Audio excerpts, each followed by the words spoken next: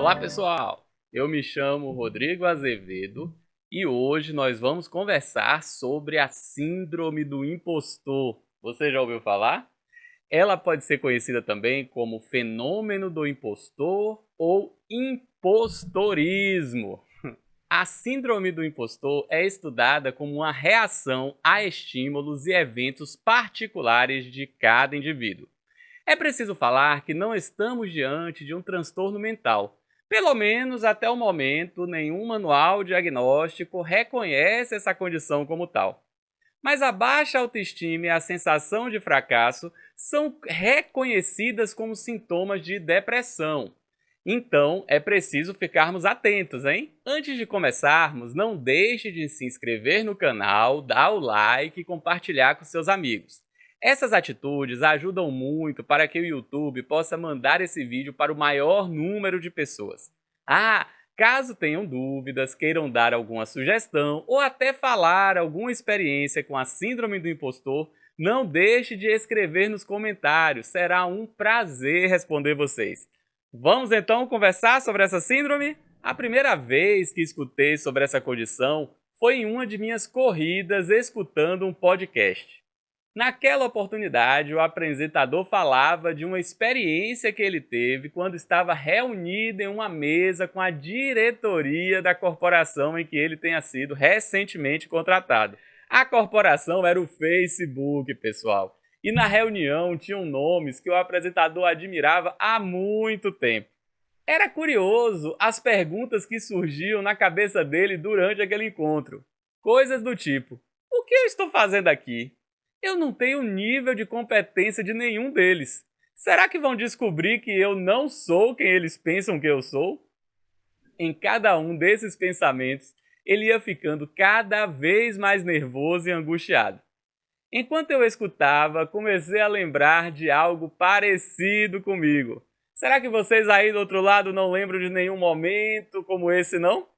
Caso tenham lembrado, escrevam aqui embaixo nos comentários, isso vai enriquecer o vídeo. A minha experiência foi no início de minha carreira, mais precisamente na primeira semana de trabalho como médico. Eu atuava em um PSF, que seria o Programa Saúde da Família, para quem nunca ouviu falar sobre isso. Sentado na minha cadeira, diante de meu paciente, com carimbo na mão, lembro muito bem o que eu pensei. Meu Deus, o que eu faço agora? A ansiedade foi aumentando proporcionalmente. Lembro que respirei fundo e fui fazendo uma coisa de cada vez naquela consulta. Bom, estou aqui até hoje, né, pessoal? É claro que não é um ou outro momento que vai caracterizar a síndrome do impostor. Mas quando isso vai tomando um tamanho cada vez maior na vida do indivíduo, até chegar ao ponto de prejudicar o seu pleno desenvolvimento ou até levar para alguma condição clínica mais séria, por exemplo, a depressão. O termo fenômeno do impostor foi introduzido em um artigo publicado em 1978 pelas autoras Glancy e Imes. As autoras definiram o fenômeno como o fenômeno do impostor como uma experiência interna de falsidade intelectual e inicialmente concentraram suas pesquisas em mulheres no ensino superior e em cargos executivos de alta performance, também ocupado por mulheres. Nesse estudo inicial foram incluídas 95 mulheres, e uma boa parte delas atribuíam seu sucesso à sorte ou que as pessoas simplesmente tinham superestimado suas capacidades.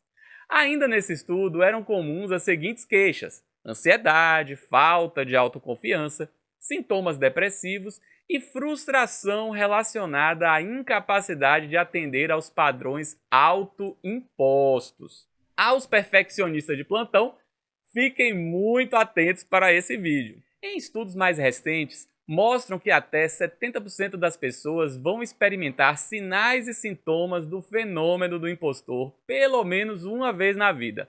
É comum entre homens e mulheres e sua proporcionalidade é bem parecida, diferente do estudo inicial que acreditava que isso tinha uma relação maior com as mulheres. Um dos ambientes mais propícios para a manifestação do fenômeno é o meio acadêmico, sobretudo entre os alunos de mestrado e doutorado. Uma das possíveis explicações seria a prevalência nesses ambientes de alta competitividade, a rigorosidade dos processos de seleção e ao nível exacerbado de competência demandada dos indivíduos. Nós sabemos muito bem como é isso, hein? Quantas e quantas pessoas que conhecemos vivem em situações difíceis com esses lugares. É comum ocorrerem também entre jovens que estão iniciando uma carreira, um novo trabalho ou ingressando em uma nova empresa. Lembra do exemplo que falei logo no início do vídeo sobre minha vida? Pois é, se encaixa direitinho. Um outro grupo sensível são as minorias étnicas.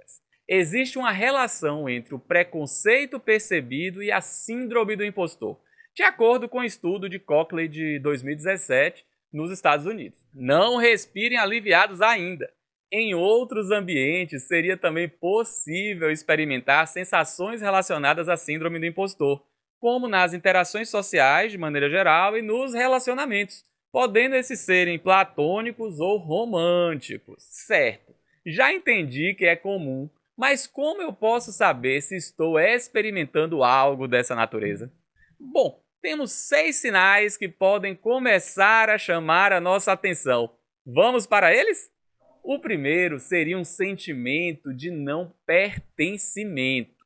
É como se não merecêssemos estar onde estamos. É muito comum nessa situação existir uma necessidade de se afastar do grupo. Você está lá com seus colegas e você não sai para as reuniões, não vai nos locais. Um segundo sinal importante é quando começamos a fazer muitos processos de autossabotagem. A ideia seria fugir de certas experiências em que não nos sentimos seguros para desempenhar um bom papel. Um terceiro ponto que chama atenção seria a autodepreciação. Aqui passamos a falar mal de nós mesmos e com frequência. Passamos a gostar menos de nossas qualidades e características, nos tornamos amargurados e tóxicos conosco. Não podemos esquecer da ingratidão. Aqui não aceitamos que podemos ser bons em algo e é muito comum ter muita dificuldade para aceitar elogios. Associado a isso, temos a autocrítica excessiva como uma característica. Por último, eu deixei a mais importante de todas as características da síndrome do impostor para o final. Essa seria a comparação. Aqui apenas os outros possuem boas qualidades. Esse é o caminho de uma corrida sem fim em direção a um ideal perfeito que não condiz com a realidade de ninguém. Aqui vale apontar uma relação extremamente importante com a síndrome do impostor. Eu já pincelei aqui e ali nesse vídeo, mas quero falar com mais detalhes sobre isso. É a relação entre síndrome do impostor e o perfeccionismo. Estudos demonstram que pessoas mais perfeccionistas tendem a apresentar maiores níveis do fenômeno do impostor. O perfeccionismo é um construto que envolve a combinação de padrões extremamente elevados e autocríticos. É possível observar que tanto o indivíduo com alto grau de perfeccionismo quanto os com elevado índice do fenômeno do impostor são orientados a procurar por excelência. A motivação dos perfeccionistas seria alcançar altos padrões e os impostores estariam ancorados a uma vivência de sensação de ser uma fraude intelectual. O perfeccionismo alimentaria a sensação de ser um impostor e vice-versa, certo? Já aprendemos o que é a síndrome, como podemos identificar, quando isso começou a ser estudado e quem são as pessoas mais sensíveis. Então, o que vamos fazer agora com isso? Bom, desde o início, lá no estudo de 1978, já foi proposta uma determinada abordagem terapêutica e essa consistia em um grupo terapêutico onde os outros participantes também conviveriam com esta condição. O resultado positivo ocorreria pela constatação deles não serem os únicos a pensarem daquela forma e a troca de experiência entre si, assim como a de estratégias de enfrentamento.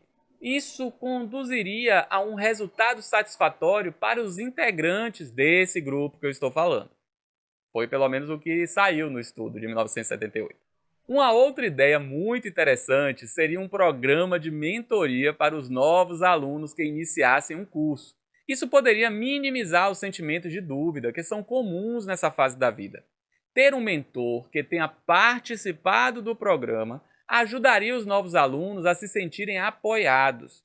Isso permitiria uma transição muito mais suave para uma posição mais confortável dentro do curso, né? A gente poderia estar falando da graduação, pós-graduação, enfim. Podemos também tentar mudar algumas atitudes que temos conosco. Vamos lá?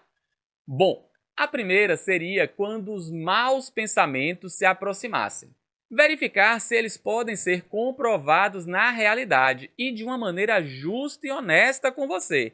Nada de ficar supervalorizando os pensamentos ruins, hein? Outro ponto, avaliar o próprio trabalho com um olhar técnico e externo. Uma terceira atitude seria tentar pedir algum feedback, por exemplo, de colegas de trabalho. E por último, e mais importante, busque um apoio psicológico profissional. Vai ser muito mais fácil para você poder implementar essas e outras mudanças em sua vida. Psicologia é para a vida, pessoal. Era isso que eu gostaria de falar com vocês. Espero que tenham gostado do vídeo e não deixem de se inscrever no canal, dar o like e compartilhar com seus amigos. Um forte abraço para todos e até nosso próximo programa na próxima sexta. Tchau, tchau para vocês, pessoal. Tchau, tchau.